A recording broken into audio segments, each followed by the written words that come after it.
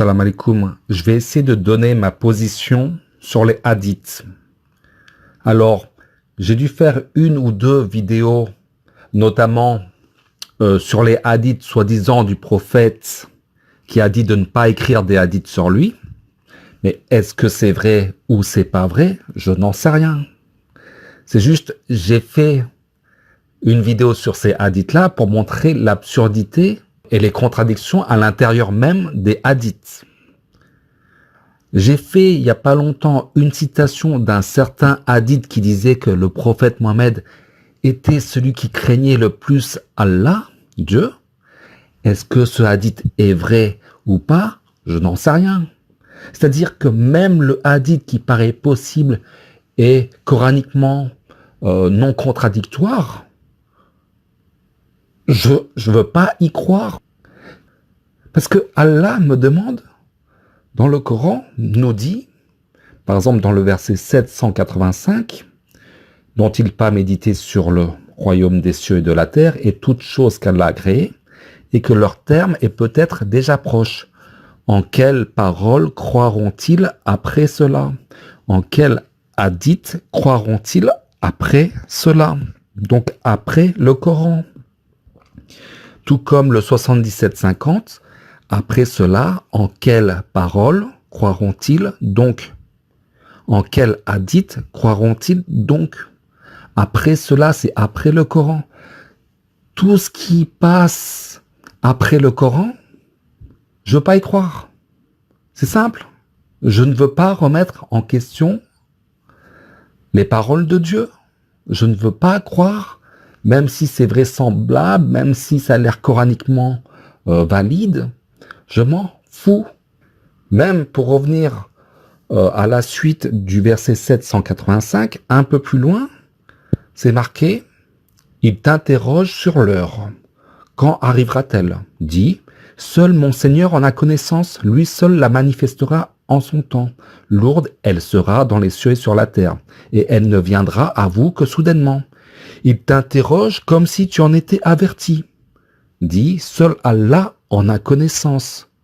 Mais beaucoup de gens ne savent pas. Dit, je ne détiens pour moi-même ni profit ni dommage, sauf ce qu'Allah veut. Et si je connaissais l'inconnaissable, j'en aurais eu des biens en abondance et aucun mal ne m'aurait touché. Je ne suis, pour les gens qui croient, qu'un avertisseur et un annonciateur. Ok, l'avertisseur, il avertit du châtiment. L'annonciateur, il annonce la bonne nouvelle, qui est le paradis. C'est tout. C'était juste son rôle au prophète Mohammed.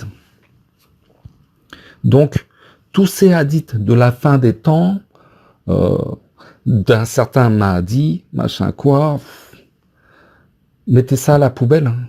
C'est pour ça que je dis craignez Dieu, craignez Allah. Ce dont vous n'avez aucune preuve et aucune connaissance, n'en faites pas étalage, vous inventez des mensonges, selon moi. Et même si ces hadiths étaient vrais, enfin, je ne dis pas que tous les hadiths, il y a sûrement du vrai à l'intérieur. Allah ne nous demande pas d'y croire, ok? Donc, c'est pas la peine de fantasmer sur des trucs. Déjà, essayez de lire correctement le Coran, sérieusement. C'est pas un livre de clown, de peace and love, de bisounours. Et puis, essayez de vous connaître vous-même.